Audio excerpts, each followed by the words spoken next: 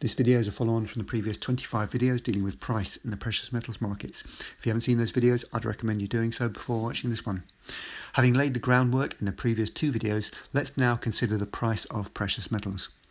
There are various methods by which we can make educated guesses regarding the price of gold per ounce.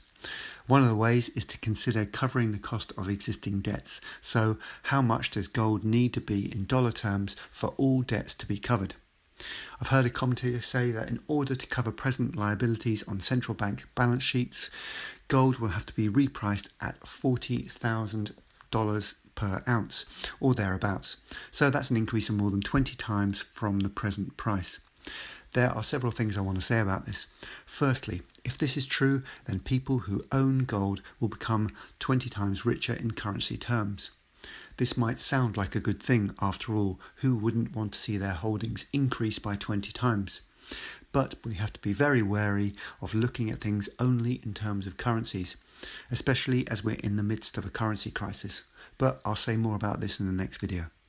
There is another very significant downside to what could be called the gold revaluation, which I shall outline a little later.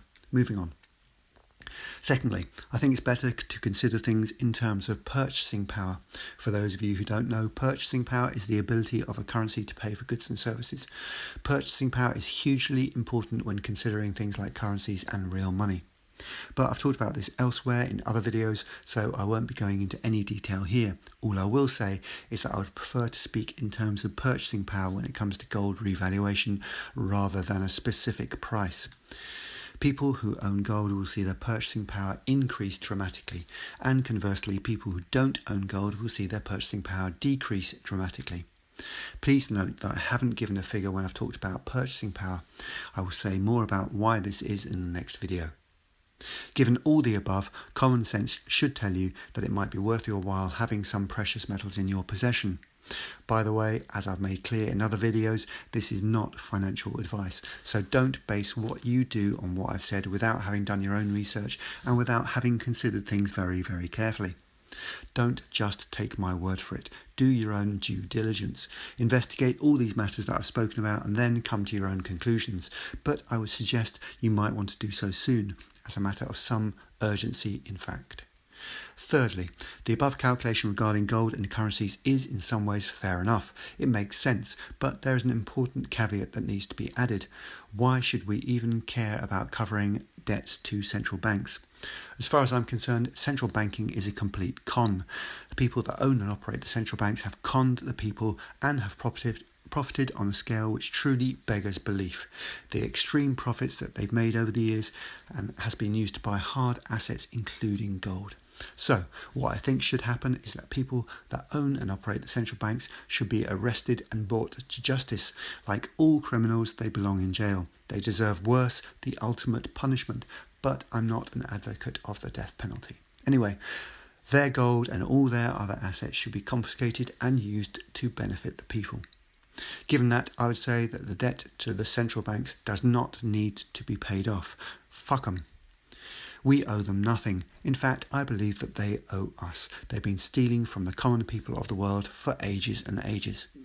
Anyway, all we need to concern ourselves with is covering future liabilities. So basically, a financial support system needs to be put into place to ensure that people can get through the tough times ahead and don't starve to death. Why do I say this? Well, we're not living in ordinary times. As I've said, we're in the midst of a currency crisis. But not only that, the situation we're in is worse than that. There's going to be a time when the whole financial system as we know it today collapses and a new system will have to be set up. Part of this great reset would be reinstituting a sound money system. As I said in the previous videos, reinstituting a sound money system, i.e. returning to a gold standard, would, in my opinion, be a very good move. It would help everyone enormously. This is what should happen, but there are no guarantees in this world, and it's not sure that this will happen. By the way, I've talked about in terms of a great reset. There will have to be some kind of great reset, and hopefully this won't be the great reset as imagined by our overlords. It's not the WEF's wet dream. By this stage, they should be in jail, hopefully. Although, as I said, nothing is guaranteed. We also have to bear in mind that the proportion of the world who is aware of this stuff and have precious metals in their possession to safeguard their wealth, etc., is still unfortunately absolutely minuscule. So there are going to be a great many people who will have to be looked after during this time period. It will also take time for people to get back on their feet once a new system is established.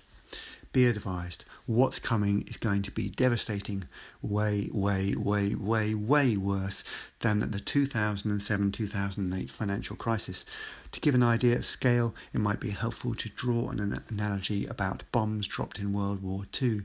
Imagine a difference between a large conventional bomb and an atom bomb, like those dropped on either Nagasaki or Hiroshima in Japan towards the end of World War. When the crisis hits full force and when the financial system collapses, the world will be more or less divided into two distinct groups of people: those that have real money like gold and silver in their possession and those that do not. People who don't own any gold or silver will become significantly poorer in terms of purchasing power. As Gregory Mannarino of Trader's Choice on YouTube is wont to say, the world will be divided into the haves and the have-nots. And I think he's right in saying this. It would seem that that's where we're headed. The latter will probably struggle to survive. They will pay a price for their ignorance. Many millions will die. As I said, a minuscule amount of people are aware of this stuff and have precious metals in their possession.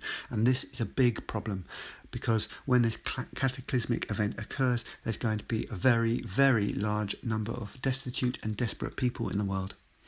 And that's a problem for those who own precious metals also, because they don't live in isolation, they live in communities. So even if you have been wise enough to prepare yourself and own precious metals, this aspect will have an enormous impact on your lives. The destitute will be all around you. Desperate people do desperate things that they would never ordinarily do. In order to survive, I dare say that they will rob and also kill. There will be widespread civil unrest, looting and violence. The police are no doubt part of the unprepared group, so they will be in the same position, fending for themselves. Policing will not be their priority. This is the very significant downside to the gold revaluation that I mentioned earlier. The upshot is, the more people that own precious metals, the better for you and for everyone. You might think this is crazy talk, but I would suggest that it might be in your best interest to entertain the possibility that I might actually be right. Indeed, your life and the lives of your family might depend on it. I see it as my duty as a human being to warn others, but there's little I can do beyond that. I split this topic into a number of videos, so there's another however many to follow.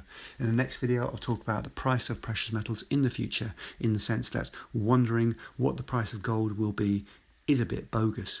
Something of a waste of time in my opinion. But I'll say more about this in the next video. Wise up and rise up.